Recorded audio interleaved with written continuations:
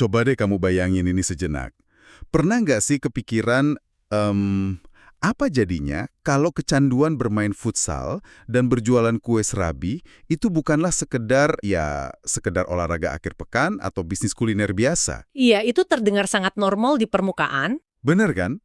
Tapi bagaimana kalau kedua hal itu ternyata adalah eufemisme untuk sebuah kutukan biologis langka, sebuah kondisi yang sanggup menghancurkan fisik, merusak rumah tangga, sampai-sampai memaksa sebuah keluarga kecil mengasingkan diri ke lautan lepas tanpa arah. Dan tanpa harapan untuk berlabuh. Persis. Jadi, siapkan dirimu, selamat datang di Zalfa Channel. Hari ini kita akan membedah cerita yang bakal bikin kamu mempertanyakan batas antara komedi, tragedi, dan kegilaan manusia yang paling ekstrim. Batas itu memang jadi sangat kabur ya di pembahasan kita kali ini. Di permukaan ini terasa kayak komedi gelap dengan metafora visual yang konyol banget. Tapi pas kita kupas lapisannya, Mulai kelihatan aslinya ya. betul. Kita nggak nemuin lelucon lagi. Yang ada malah potret keputusasaan manusia yang benar-benar terpinggirkan oleh masyarakatnya sendiri. Nah, sesi bedah mendalam kita di Zalfa Channel kali ini kita angkat dari alur cerita film yang, sumpah, ini absurd banget.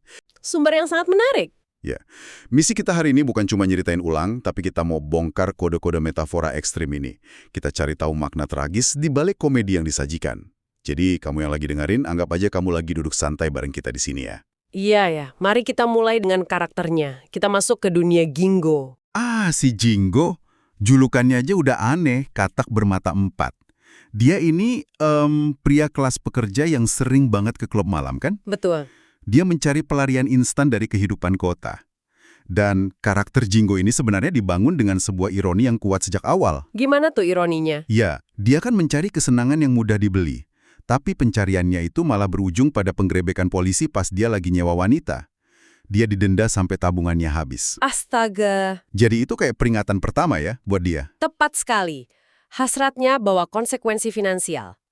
Tapi bukannya belajar dari situ, perhatian dia malah beralih ke sebuah perahu di dermaga. Nah, di dermaga inilah kita ketemu sama Mui. Mui ini digambarkan sebagai gadis yang agak gemuk, penjual kue serabi yang katanya lezat banget. Dan dia tinggal di perahu itu bersama ayahnya. Iya, ayahnya mantan nelayan yang sekarang cuma numpang hidup dari jualan kue Mui. Terus parahnya, uangnya dipakai buat judi pacuan kuda. Dinamika keluarganya udah hancur dari awal. Sangat toksik. Tapi yang bikin otak kita harus kerja keras di sini itu cara filmnya pakai bahasa. Pelanggan Mui, pria-pria hidung belang ini selalu ngomongin soal sensasi bermain futsal. Metafora yang sangat spesifik. Mereka datang ke perahu yang goyang-goyang kena ombak, terus nyoba menjebol gawang Mui sambil nikmatin kue serabi. Maksudku, pakai istilah olahraga dan makanan buat aktivitas dewasa itu konyol tapi jenius ya. Pilihan memungkus seksualitas ekstrim dengan benda keseharian ini sebenarnya teknik penceritaan loh. Industri film kan sering kena sensor. Oh, jadi buat ngakalin sensor gitu. Benar, sutradara terpaksa berpikir menyimpang. Daripada adegan eksplisit yang dilarang, mereka pakai kue, buah, atau olahraga. Tapi efek psikologisnya malah jauh lebih kuat ke penonton. Bikin disonansi kognitif ya. Persis, otak kita dengar kata futsal, tapi visualnya perahu berguncang. Kita tertawa karena absurd, tapi sadar ada eksploitasi kasar di balik eufemisme lucu itu. Wow, itu masuk akal banget. Dan ngomong-ngomong soal absurd, ada satu adegan yang bikin aku sampai diam pas baca ulasannya. Momen penemuan botani itu? Iya, pas Gingo akhirnya dapat giliran main futsal sama Mui. Gingo kan lagi nikmatin buah semangka milik Mui. Terus tiba-tiba ada susu yang muncrat dari semangka itu. Iya, surrealis sekali. Semangka keluar susu, itu udah kayak nonton kartun hari Minggu tapi naskahnya khusus dewasa, tau gak? Naratif, itu titik balik krusial. Susu dari semangka itu kode biologis. Maksudnya kode kalau Mui ternyata udah punya anak. Betul sekali. Mui sedang dalam masa menyusui. Dia punya anak dari hubungan masa lalu. Normalnya, pria akan mundur teratur kalau tahu situasi rumit begini. Tapi si Gingo ini nggak mundur. Dia malah ngerasa, kayak jadi pahlawan kesiangan yang kasihan sama Mui. Dia terkena sindrom penyelamat yang sangat naif. Ya, dia lihat Mui harus layanin puluhan pria tiap hari buat hidupin bapak penjudi dan bayinya. Di sisi lain, ibu Gingo juga bawel nyuruh dia nikah. Jadi dia merasa menemukan solusi sempurna. Betul. Logika Gingo yang udah melenceng, mikir ya udah nikahin aja. Dia nyelamatin Mui, dia bisa terus makan kue serabi, dan ibunya dapat menantu. Akhirnya mereka nikah sederhana. Jingo melihat Mui sekedar sebagai korban pasif. Dia pikir dengan memindahkannya ke rumah permanen, masalah selesai. Padahal rumahnya sempit banget kan? Ya, tempat ibunya juga tinggal. Ini menciptakan ruang bertekanan tinggi. Lautan tak terbatas diganti dengan dinding beton. Dan dia meremehkan apa yang mengendalikan Mui. Nah, disinilah komedinya berubah jadi siksaan. Penjara beton itu nggak mempan buat Mui. Hasrat dia buat main futsal ternyata nggak kenal waktu dan tempat. Skalanya sangat tidak normal. Sehari sekali aja nggak. Mereka main siang malam di rumah kecil itu. Sampai-sampai, Ibu Jingo dan anak Mui harus pakai penutup telinga atau headset tiap hari. Bayangkan saja, ruang domestik yang harusnya aman berubah jadi arena tanpa peluit akhir. Ini pembongkaran total gagasan keluarga ideal. Jingo bawa Mui buat bikin hidup normal. Malah Mui yang ngancurin normalitas rumah Jingo. Memaksa tubuhnya menuntut penyaluran tanpa peduli rasa malu di depan mertua sekalipun. Dan gilanya, ketidakpedulian itu tumpah juga keluar rumah. Pas mereka jalan-jalan di tengah kota, dorongan Mui kumat tiba-tiba. Tidak bisa ditahan lagi. Gingo yang udah kewalahan terpaksa cari tempat sembunyi, dan mereka nemu bak truk yang lagi parkir. Mereka naik dan, ya ampun, langsung main futsal di situ. Di ruang publik yang sangat terbuka. Parahnya lagi sopir truknya balik, nyalain mesin terus jalan keliling kota. Dan mereka tetap lanjut di bak terbuka itu, ditonton orang-orang. Visualisasi yang luar biasa tentang hilangnya kendali manusia atas alamnya sendiri. Kehidupan privat mereka benar-benar tumpah ke publik. Kayak roda modernitas yang nggak peduli sama sekali ya. Betul, truk itu melambangkan dunia yang terus berjalan tanpa peduli pada pergumulan intim dua manusia di belakangnya. Mereka terjebak ritme yang tak bisa dihentikan. Wah, ngelihat betapa kacaunya dan nguras tenaganya hidup Gingo karena kebawa arus masalah ini, jujur, aku mau ambil jeda sebentar. Buat kamu yang lagi dengerin Zalfa Channel, kami mau mendoakan kamu dulu nih. Ya, sebuah doa singkat. Semoga kamu senantiasa diberikan kesehatan yang prima, kelancaran rezeki yang berlimpah, dan yang paling penting, dihindarkan dari masalah rumah tangga yang uras fisik dan batin kayak badai yang ngehantam Gingo ini. Amin. Amin, karena memang nasib Gingo sangat memprihatinkan setelah itu. Benar banget. Awalnya dia kasihan sama Mui, sekarang kita yang kasihan sama Gingo. Fisiknya hancur kan? Tubuh manusia ada batasnya, dan ritme pertandingan ekstrim ini merusak kakinya. Dia sampai harus melilitkan perban tebal tiap pagi cuma untuk bisa berdiri. Jalan aja tertatih-tatih ke tempat kerja. Sampai akhirnya, hancurnya fisik ini berujung ke hancurnya harga diri Gingo. Kejadian sepulang kerja itu, Iya, hari itu kakinya sakit banget, jadi dia pulang lebih awal. Pas dekat rumah, dia nyium aroma asap masakan. Tapi bukan dari dapurnya, melainkan dari rumah tetangganya. dan dia memutuskan untuk mengintip. Dia ngintip dan astaga, dia mergokin Mui lagi asik main futsal sama tetangganya sendiri. Dan yang menghancurkan Gingo bukan cuma pengkhianatan fisiknya. Perhatikan reaksi tetangganya. Tetangganya malah santai nawarin Gingo ikutan kan? Nggak ada rasa bersalah sama sekali. Persis. Respon biasa itu menegaskan bahwa nilai Gingo sebagai satu-satunya penyedia kebutuhan Mui sudah musnah. Dia bukan pahlawan, cuma pion gagal. Perahu bapaknya di dermaga, ngibarin bendera putih. Dan di sini nih, bapaknya ngungkapin rahasia gelap. Fakta bahwa Gingo bukanlah suami pertama. Mui udah pernah nikah. Dan tahu nggak sama siapa? Sama kakek tua yang seumuran sama bapaknya sendiri. Fakta ini membuka dimensi baru dari tragedi eksploitasi. Pria tua itu menyerah karena tubuh rentahnya tak sanggup meladeni intensitas Mui. Terus bapaknya biarin Gingo yang muda dan sehat nikahin Mui. Berharap Gingo jadi solusi permanen. Bapak macam apa yang jadiin anak eksperimen ganti-ganti cowok begini? Itu adalah bentuk keputusasaan struktural yang sangat gelap. Tapi bagian paling bikin merinding itu, pas malamnya Mui kumat lagi, bapaknya manggil si mantan suami kakek-kakek itu. Tapi dia nolak keras karena trauma. Tidak ada pria lagi yang tersedia.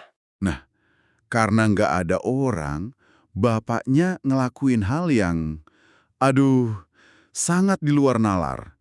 Bapaknya ini kan punya satu tangan palsu dari kayu. Dia copot tangan palsunya, terus dipakai buat ngadu kue serabi Mui demi ngeredam kumatnya.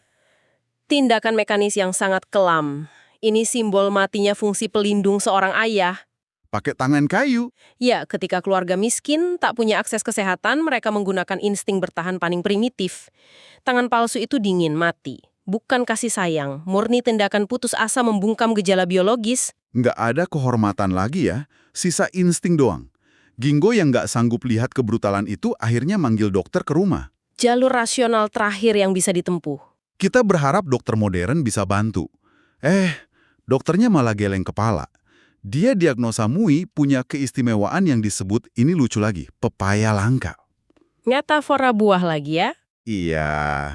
Tapi apa sih maksud pepaya langka ini secara medis? Istilah itu menjembatani bahasa medis dan eufemisme film. Intinya itu anomali genetis. Tubuhnya memproduksi dorongan seksual skala merusak. Dan nggak ada obatnya. Ketika dokter sebagai simbol otoritas rasional mengangkat tangan, keluarga ini dihempaskan keluar dari batas peradaban. Saat logika dan sains gagal, mereka beralih ke kapitalisme yang sangat putus asa. Ginko dan bapaknya ngubah MUI jadi industri. Mengkomodifikasi penderitaan itu sendiri. Mereka buka jasa olahraga futsal di kapal untuk umum. Tapi ya polisi langsung datang dan ngusir mereka karena ilegal. Sistem sosial pintar mendeteksi anomali. Negara tidak memberi solusi untuk penyakitnya, tapi memastikan dia tidak merusak ketertiban umum. Terusir dan kelaparan. Lalu mereka dengar legenda laut Hong Kong dari pelaut tua. Katanya, kutukan pepaya langka ini cuma bisa disembuhin sama makhluk dasar laut. Seekor belut laut. Ini transisi dari sains kembali ke mitos. Tunggu. Cara pakainya lebih absurd lagi. Mereka nangkap belut laut hidup, terus dipasangkan balon pengaman, alias kondom. Sangat tragis melihat detail kondom itu. Lalu belut berbalon itu dimasukin ke kue serabi MUI buat terapi. Maksudku, pas sains angkat tangan, mereka lari ke belut pakaikan balon. Ini udah masuk mitologi absurd. Secara antropologis ini masuk akal. Belut mewakili kekuatan alam purba tak tertandingi. Mitos berasumsi hanya energi liar yang bisa menetralkan MUI. Dan kondomnya. Sisa-sisa terakhir upaya manusia memaksakan kendali buatan atas alam. Wow, analisa yang dalam banget. Dan yang kayak mimpi demam itu, terapi absurd ini berhasil. MUI jadi tenang, bisa ngontrol dirinya. Energi liarnya terserap.